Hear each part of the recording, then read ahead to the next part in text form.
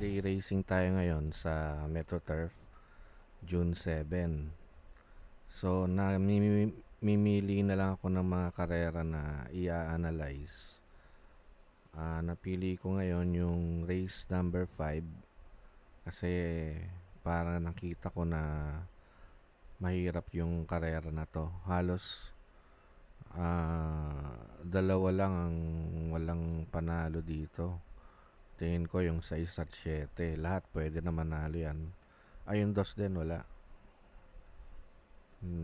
Although babayan pero hindi ko tingin ko walang hindi yan contender.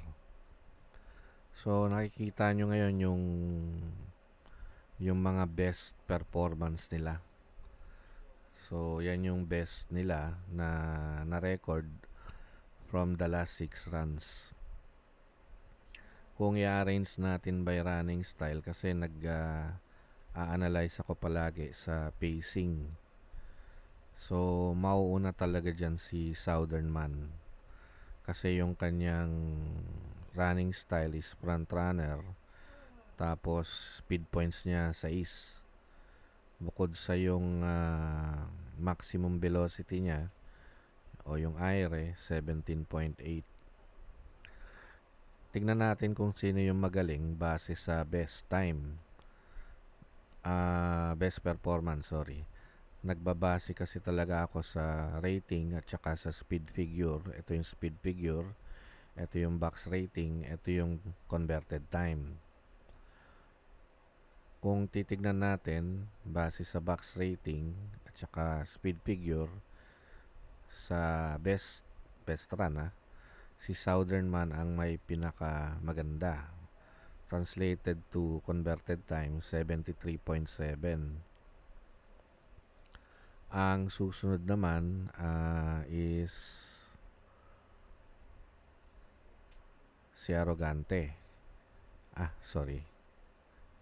Seychelles pala kasi 95.1, 98.6 yung speed figure. Base sa best. Yung best ni Southern Man, primera siya sa 1,200 meters sa group na RS11, rating base 11.15. Mas mababa sa paglalabanan ngayon. Si Seychelles naman, nung nagawa niya yan 27 days ago, second pace line niya or second pass performance, 1,200 meters din pero sa grupo na ito. Kung titignan natin yung kalidad ng laban nila, mas mabigat yung laban ni Seychelles kasi itong class yung pinaghalo-halong grupo nung mga kalaban in average, yung class rating nila para malaman natin yung kalidad ng laban o yung hirap. So mas mataas ang laban ni Seychelles nung natala niya yung kanyang best time or best performance. So base yan sa best nila.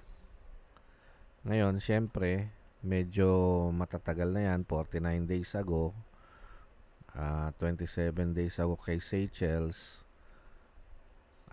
Titignan naman natin yung kanilang last performances para malaman natin kung nasa kondisyon sila. So sa last, makikita nyo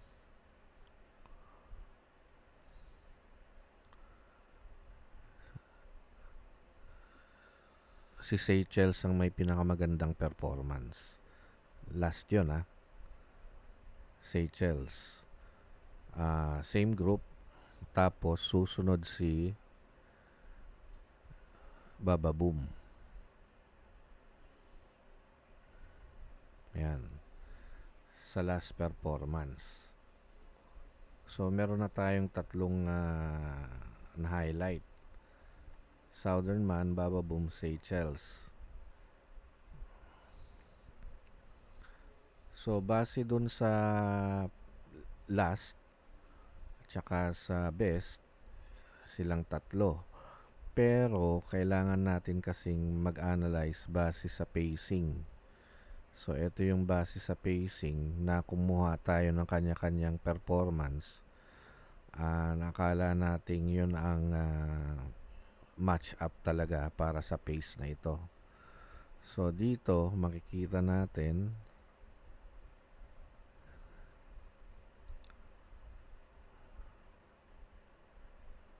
halos parehas si Baba Bong at Seychelles kung sa pacing.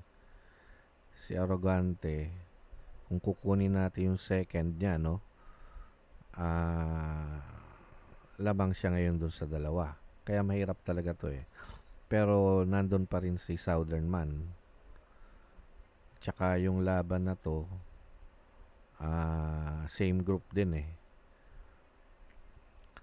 Kaya ako dyan tatanggalin ko na si Baba Bom kasi nakita naman natin dun sa best, talo ni Seychelles yan. May nakita tayo ngayong bago na pagkailaban natin yung pangalawang baseline niya, si Arrogante yon, makikita nyo mas lamang siya ngayon kay Seychelles. Kaya tatlo ang kukunin ko dyan. Pang primera ko yung Southern Man, pang ngalawa ko yung Arrogante, pang tersera ko yung Seychelles.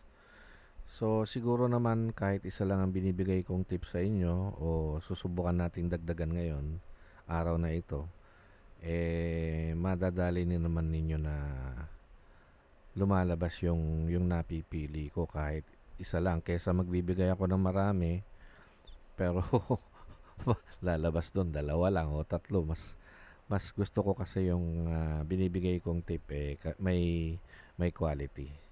So pakiabangan po kung makapagawa po ako ng isa pang tip para sa araw na ito. Pero ngayon race 5 po yan.